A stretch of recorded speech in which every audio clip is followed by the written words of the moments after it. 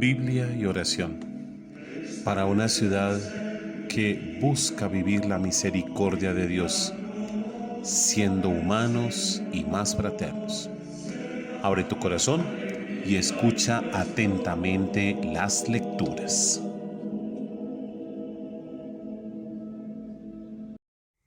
Oración del Papa Francisco por la sinodalidad.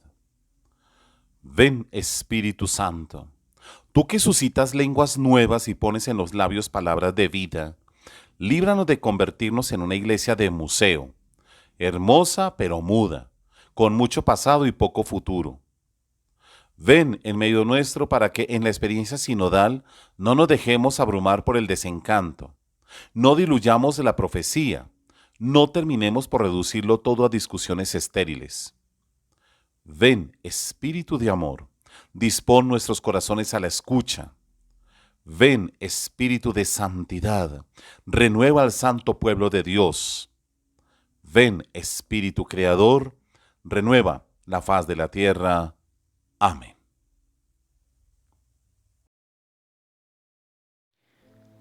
Lectura del segundo libro de Samuel.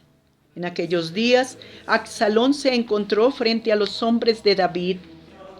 Montaba un mulo y al pasar el mulo bajo el ramaje de una gran encina, la cabeza se enganchó en la encina y quedó colgado entre el cielo y la tierra, mientras el mulo que montaba siguió adelante.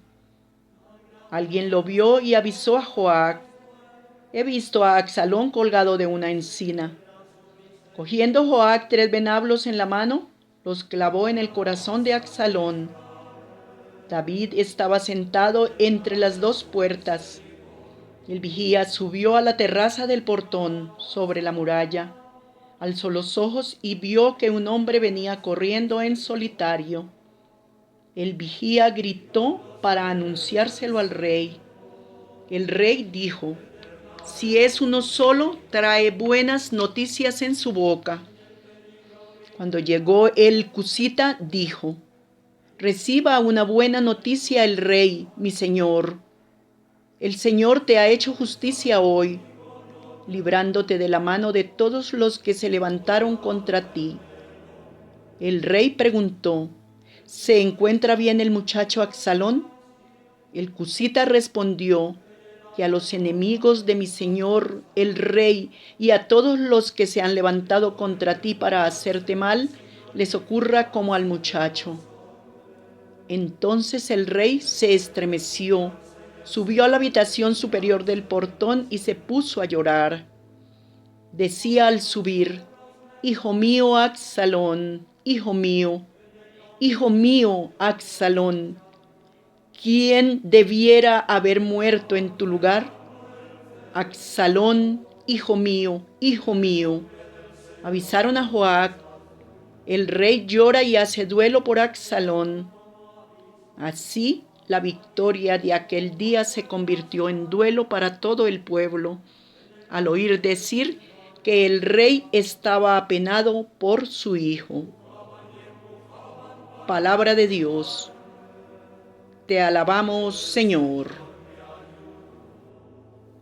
Inclina tu oído, Señor, escúchame.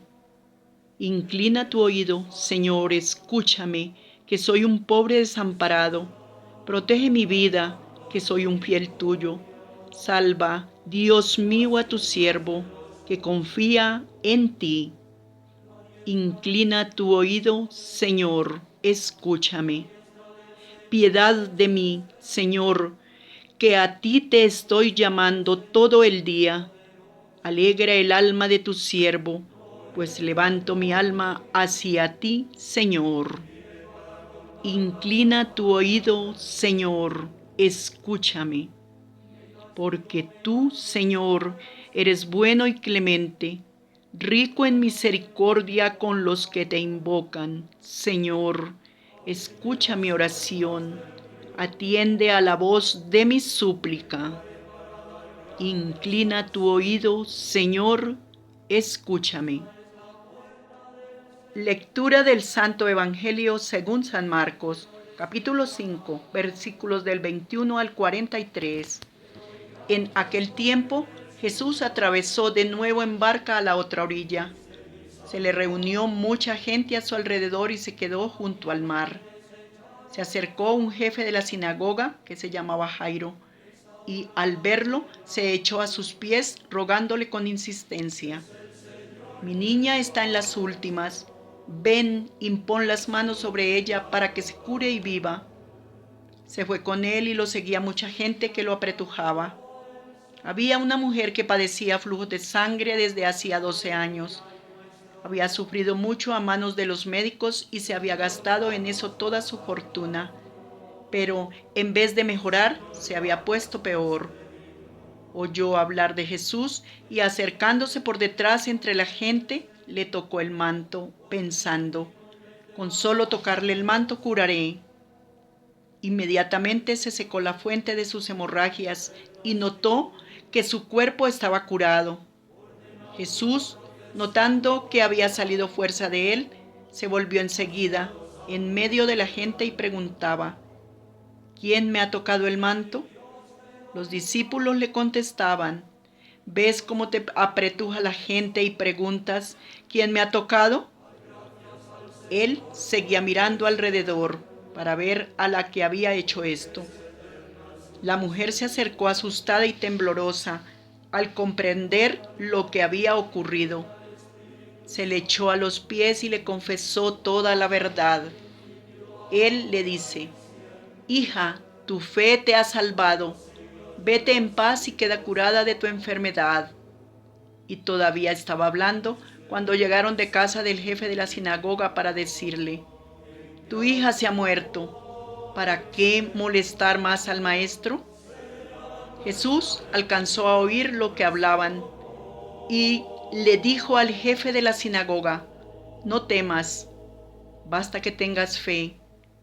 No permitió que lo acompañara nadie más que Pedro, Santiago y Juan, el hermano de Santiago. Llegan a casa del jefe de la sinagoga y encuentra el alboroto de los que lloraban y se lamentaban a gritos, y después de entrar les dijo: qué estrépito y qué lloros son estos. La niña no está muerta, está dormida. Se reían de él, pero él los echó a todos y, con el padre y la madre de la niña y sus acompañantes, entró donde estaba la niña. La cogió de la mano y le dijo: Talita cumi, que significa: contigo hablo, niña, levántate. La niña se levantó inmediatamente y echó a andar. Tenía 12 años. Quedaron fuera de sí llenos de estupor. Les insistió en que nadie se enterara y les dijo que dieran de comer a la niña. Palabra del Señor. Gloria a ti, Señor Jesús.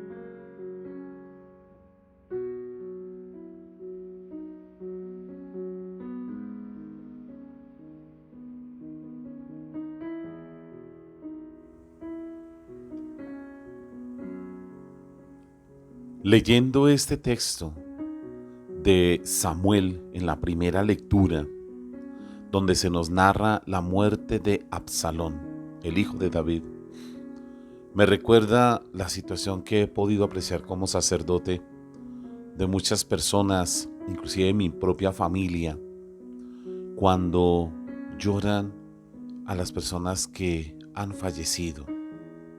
Y sobre todo cuando esa muerte es lo que comúnmente se llama de repente y trae muchas veces una contrariedad de la vida porque se espera lo mejor, la recuperación, la salud. El dolor de hombres o de mujeres al ver a sus seres queridos que se han muerto, pues se transmite a través de las lágrimas, de la queja, inclusive del reclamo que le hacen a Dios. Dios mío, ¿por qué? ¿Por qué? Y muchas veces esas preguntas han llevado a varias personas a perder su fe. De igual forma, recordar a la persona como bondadosa, como lo mejor. Entonces, ¿cómo podía permitir Dios que esto pasara? Esto es lo que nos hace ver que los seres humanos nunca nos preparamos para la muerte, así digamos que algún día nos tenemos que morir. Pues bien, las historias de la época bíblica nos llevan a esta situación que todavía nosotros vivimos, porque la gente de la Biblia era como nosotros. Ellos sentían también lo que nosotros sentimos.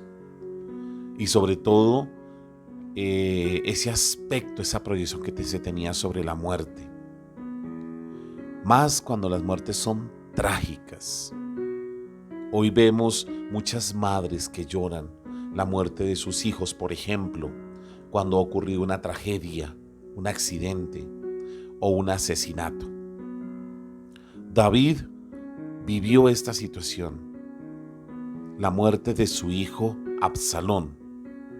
Cuando el ejército de David derrotó la rebelión, Absalón fue asesinado, a pesar de que David había dado órdenes estrictas de que lo tuvieran preso vivo.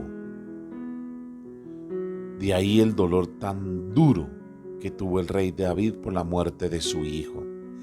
Dice el texto que el rey se estremeció y mientras subía a su cuarto se echó a llorar y decía: hijo mío Absalón,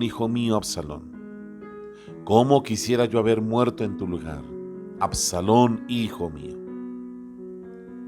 He aquí el dolor del rey, que es muy parecido al que una madre o un padre destruidos expresan por la muerte de sus hijos, como uno de los tantos ejemplos. O un esposo llora a su esposa o una esposa a su esposo. La muerte nunca nos dejará, nos acompañará, pero ojo, esa muerte tiene su límite. En algún momento llegará el final de la muerte. No hay duda que el dolor es ineludible. Por eso el evangelista Marcos muestra dos momentos importantes, dos milagros de Jesús, uno incluido en la narración del otro. Dos personas, una con nombre propio, Jairo, y la otra persona no tiene nombre, pero se le atribuye la enfermedad de hemorroísa. Jesús, en medio de esta situación, siente que hay una mujer que padecía flujo de sangre, una mujer marginada, tanto en lo religioso como en la parte social. Y aquí lo interesante, que la mujer llevaba la enfermedad por 12 años. La niña que Jesús fue a resucitar tenía también 12 años. En ambos casos, la fe de los demandantes es la condición que activa el poder curativo de Jesús y que realiza la salvación de la persona. ¿Cuál es la finalidad de los dos milagros de Jesús? El perfeccionamiento de la fe de los beneficiarios, como también la de los discípulos de Jesús.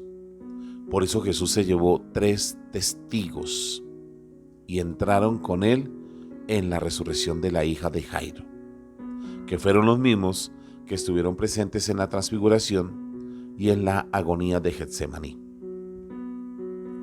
Los verbos tocar, curar, sanar, salvar resaltan aquí en el relato.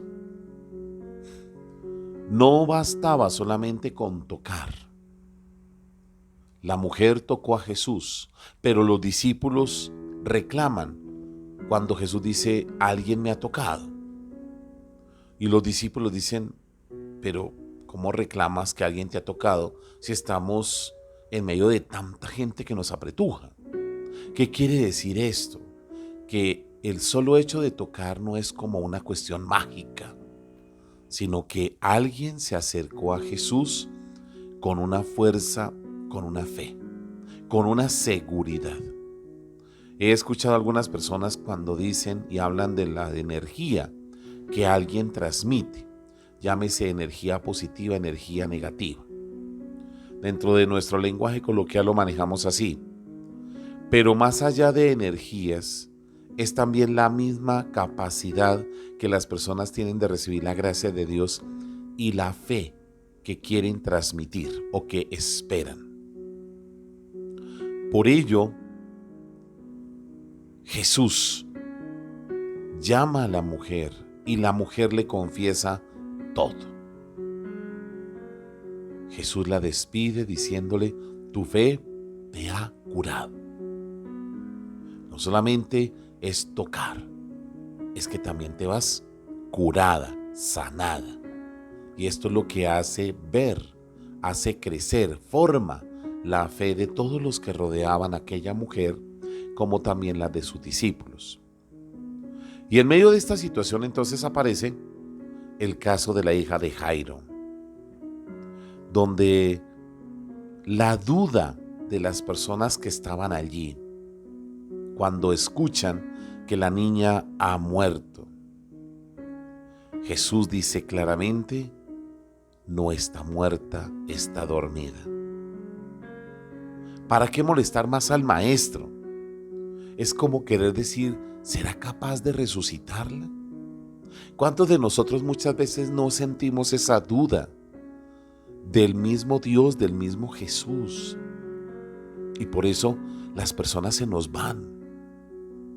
Creemos más en la muerte que en la vida. Creemos más en la enfermedad que en la salud.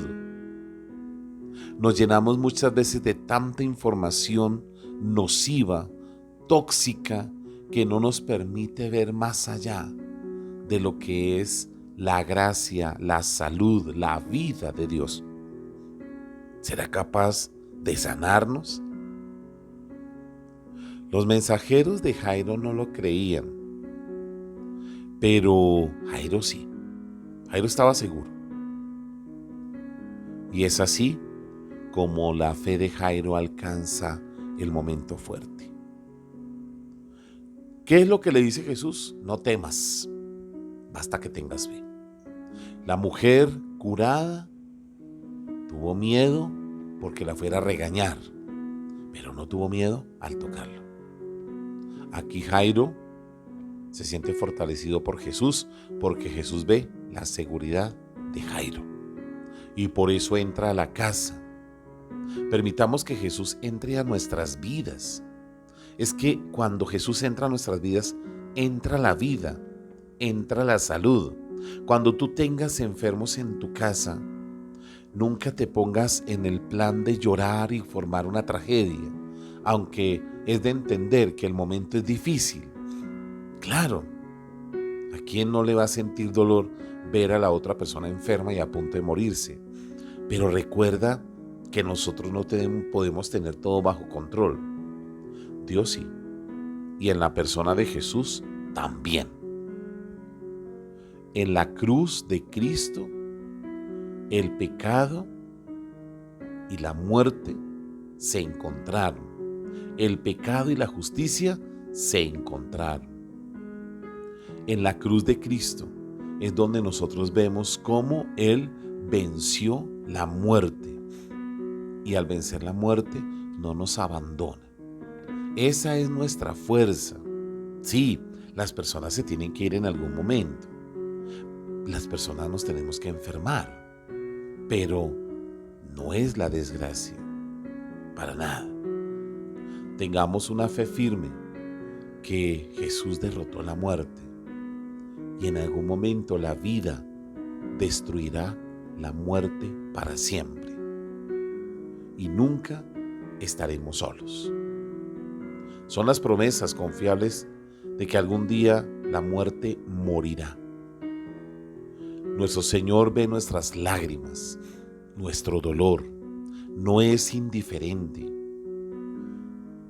Eso sí, llora cuando se te muera alguien, llora la persona, porque eso hace parte de nuestra naturaleza humana. No es un mal. Llorar en el control emocional, eso sí, pero llorar la persona porque los lazos afectivos se han roto y eso produce dolor. Pero el consuelo y la esperanza que Jesús da no solamente nos libran de un dolor, sino que también nos da fortaleza para enfrentar el vacío que deja una persona al irse, o también para darnos fuerza en medio de la enfermedad. Nuestro Señor seca nuestras lágrimas y nos acompañará hasta el momento, en ese momento donde nunca más lloraremos. Que el Señor sea nuestra fuerza en cada momento de la vida.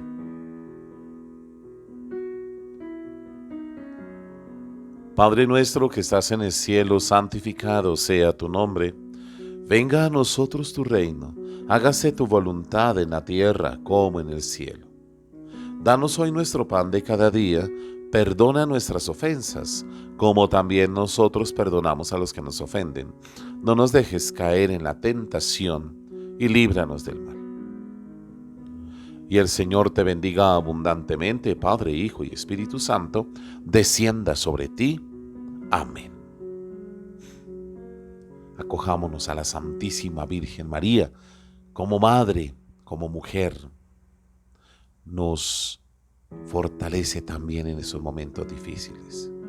Bajo tu amparo nos acogemos, Santa Madre de Dios. No desprecies las súplicas que te dirigimos en nuestras necesidades. Antes bien líbranos de todo peligro, oh Virgen gloriosa y bendita. Amén.